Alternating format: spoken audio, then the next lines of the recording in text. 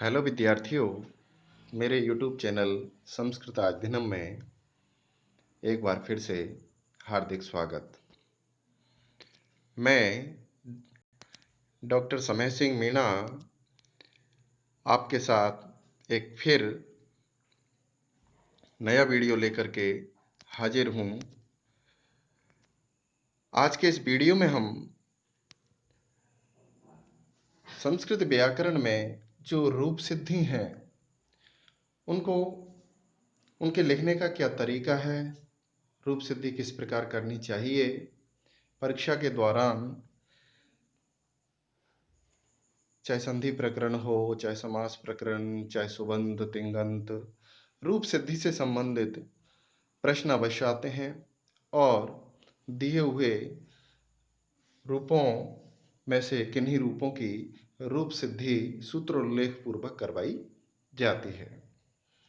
यहाँ पर विद्यार्थी अक्सर संशयग्रस्त हो जाता है कि मुझे रूप सिद्धि किस प्रकार करनी चाहिए, लिखने का प्रारंभ कैसे करना चाहिए, किस तरीके से लिखना चाहिए, और विद्यार्थी सब कुछ जानते हुए भी अपेक्षानुरूप परिणाम प्राप्त नहीं कर पाता है।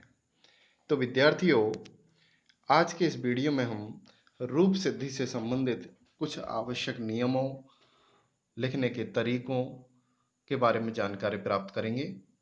आइए देखते हैं।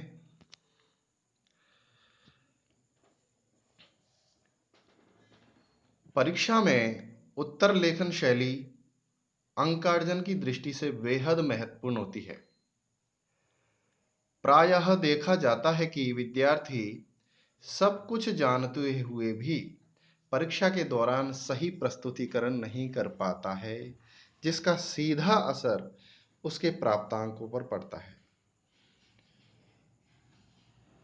यद्यपि रूप सिद्धि लिखने के अनेक तरीके होते हैं, प्रत्येक विद्यार्थी का अपना अपना लिखने का तरीका होता है, फिर भी उदाहरण स्वरूप एक आदर्श लेखन का तरीका इस वीडियो में बताया जा रहा है। मैं उम्मीद करता हूं कि इस वीडियो को देख करके आप अपने लिखने का कौशल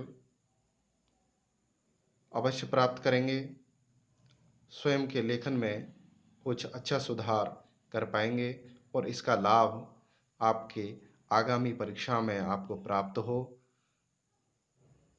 ऐसी मैं उम्मीद करता हूं। तो हमें क्रम से एक एक नियम को समझना होगा। सबसे पहले पदों की रूप सिद्धि दिखाते समय सबसे पहले मूल रूप देना चाहिए, मूल रूप को लिखना चाहिए। यदि पद सुबंत या तिंगंत हो तो यह भी बताना चाहिए कि वह किस प्रातिपदिक या धातु का, किस विभक्ति तथा वचन या लकार में पुरुष और वचन का रूप है। कृदंत आदि प्रत्यांत पदों में भी मूल और प्रत्यय विशेष का उल्लेख करना चाहिए, यानी मूल पद और उसमें जुड़े हुए प्रत्यय का विशेष उल्लेख करना चाहिए। समस्त पदों में लौकिक और अलौकिक विग्रह देते हुए समास विशेष का भी निर्देश हमें करना चाहिए। इसके पश्चात क्रमशः आवश्यक सूत्रों का उल्लेख करते हुए उनसे होने वाले विकारों यानी स्थितिगत परिवर्तनों को स्पष्ट रूप से दिखलाना चाहिए। अब ये तो विभिन्न प्रकरणों से संबंधित सामान्य नियम हुए, लेकिन हमें उत्तर लिखते समय किस तरीके से लिखना है, इसके लिए आइए देखते हैं। इन बिंदुओं पर एक दृष्टि डालें। सबसे पहला बिंदु है, हमें क्या करना है परीक्षा में।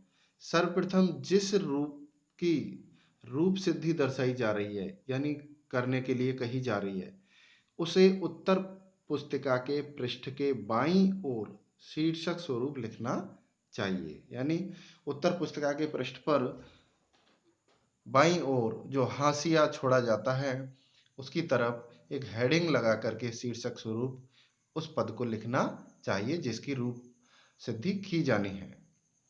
इसके बाद मूल स्वरूप को दर्शाते हुए पृष्ठ के बाईं ओर बिंदुवार सूत्र तथा उनसे होने वाले परिवर्तनों को लिखना चाहिए। उसके बाद हमें क्या है, पृष्ठ के बाईं ओर ही बिंदुवार यानी पहले बिंदु, फिर उससे संबंधित जो सूत्र है और उससे जो परिवर्तन आया वो लिखना है। ठीक उसके बाद द्वितीय बिंदु, फिर उसका नियम, इसी प्रकार तृतीय बिंदु, इस तरह लिखते हुए जाना है। प्रत्येक बिंदु के सामने पृष्ठ के दाईं ओर उस सूत्र विशेष से स्थितिगत आए परिवर्तनों के अनुसार स्थिति को लिखना चाहिए। पृष्ठ के दाईं ओर जैसे पहला बिंदु हमने सूत्र लिखा, उससे ऊपर के जो पद में है जो परिवर्तन आया है उसको डैश लगा करके पृष्ठ के दाईं ओर स्पष्ट रूप से लिखना चाहिए। बिंदुओं में सूत्रों का उल्लेख दोहरे उद्धरण के अंतर्गत करना चाहिए।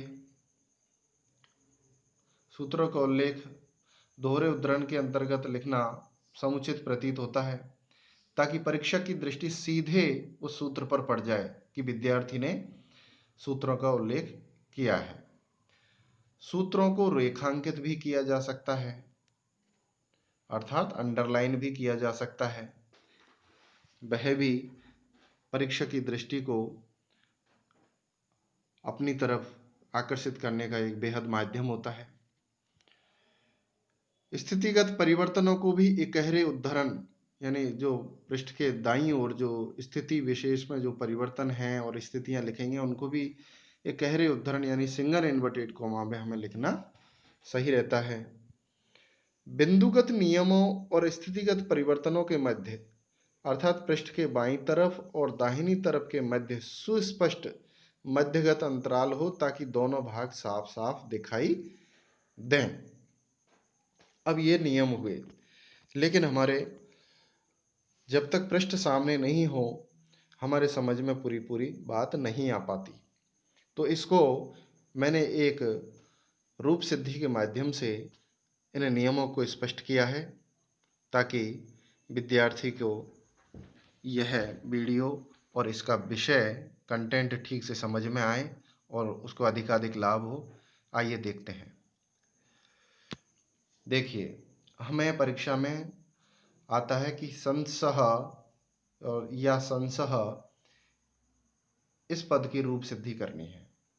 तो हमें क्या करना है, इसके पृष्ठ के बाईं ओर संसह और संसह जो परीक्षा में आया है उसको शीर्षक बनाया, अर्थात उसको हेडिंग में लिखा और उसके सामने उसको मूल रूप और उसे जुड़े हुए पदों को सिंगल इनवर्टेड कोमा में लिखा। फिर उसके बाद पहला बिंदु लिखा और इसमें यहाँ लिखा है कि सन प्लस सह, यहाँ पर नकार के पश्चात सकार आया है, अतः आद्यंतौ टकितौ, ये क्या सूत्र है इसलिए डबल इनवर्टेड कोमा में लिखे हैं, दोहरे उद्धरण में लिखे हुए हैं। तो आद्यंतौ टकितौ परिभाषा की सहायता से नश्च सूत्र से विकल्प से सकार को धुड़ागम हो गया। तो धुड़ागम हुआ तो जो ऊपर की जो स्थिति है जो सिंगल इन्वर्टेड कोमा में लिखी हुई है और उनके दोनों के बीच में स्पष्ट अंतराल है और डैश के द्वारा उसको अलग किया हुआ है। तो धुड़ागम होके सन धुड़ सह और सिंगल इन्वर्टेड कोमा में स्थिति लिखी। तो ये स्थितिगत पर जो परिवर्तन आया उसको हमने स्पष्ट रूप से लिखा। उसके बाद फिर द्वितीय बिंदु लिखा कि इसके बाद जो है वो है अनुबंध लोप करने पर, यानी इनका अनुबंध लोप होगा टकार की अलंत्यम से संज्ञा होकर के उकी उपदेश से संज्ञा होकर के उनका लोप हो जाता है तस्य लोप से, तो धकार बसता है। इसको हम संक्षेप में अनुबंध लोप कहते हैं। तो अनुबंध लोप करने पर सन ध सह यह स्थिति बसती है। इसी प्रकार फिर अगला बिंदु उसमें लिखा कि खरीच सूत्र से चर्त्वादेश अर्थात धकार को तकार होकर के सन त सह यह स्थिति हो गई। अगला बिंदु वर्ण सम्मेलन करने पर यानी उनको मिलाया तो सन सह यह इति सिद्धम यह रूप सिद्ध हो गया। अब चूंकि जो नश्च सूत्र से जो सकार को जो धुड़ागम है वो विकल्प से होता है। अतः पांचवा बिंदु बना कि विकल्प के अभाव पक्ष में धुड़ागम नहीं होने पर, धुड़ागम नहीं होगा तो संशः यही रूप होगा और इति सिद्धम। अब जो ये हमारे सूत्र है आद्यंतो टक्तौ नश्च खरीच, इन सबको हम अंडरलाइन भी कर सकते हैं। तो इस प्रकार परीक्षा की दृष्टि यदि इस पैटर्न में हम लिखते हैं तो एक तरफ बिंदुवार सूत्र है और उनसे उनके नियम हैं, उनसे स्थितिगत जो होने वाले परिवर्तन है वो स्पष्ट लिखे हुए हैं, और परिवर्तन क्या हुआ वह डैश लगा के पृष्ठ के दाईं ओर हमारे द्वारा लिखा गया है। तो यदि इस तरीके से हम लिखें तो ये काफ़ी आकर्षक लगता है और काफ़ी प्रभावी होता है, जो परीक्षक को अंक देने के लिए मजबूर करता है यदि हमारा कंटेंट सही है। तो विद्यार्थियों, इस वीडियो के माध्यम से मैं समझता हूँ कि रूपों की सिद्धि करने में आपको बहुत आसानी होगी, लिखने का तरीका आपने सीखा होगा। इसको आप परीक्षा में प्रयोग करें, लिखने का अभ्यास करें, तो निश्चित ही अपेक्षानुरूप परिणाम आपको मिलेगा। आप सभी को यदि मेरा यूट्यूब चैनल पसंद आता है, ये वीडियो अच्छा लगता है, तो मेरे चैनल को अवश्य सब्सक्राइब करें ताकि अगले वीडियो का नोटिफिकेशन सबसे पहले आप तक पहुँचे। वीडियो को लाइक करें और अपने मित्रों के साथ अवश्य शेयर करें। मेरा यूट्यूब चैनल संस्कृताध्ययनम है, जिसका लिंक वीडियो में दिया हुआ है। साथ ही वीडियो के को जब प्ले करेंगे तो उसमें भी सब्सक्राइब बटन आएगा, उसको भी आप अवश्य क्लिक करें, बेल बटन को अवश्य क्लिक करें। धन्यवाद।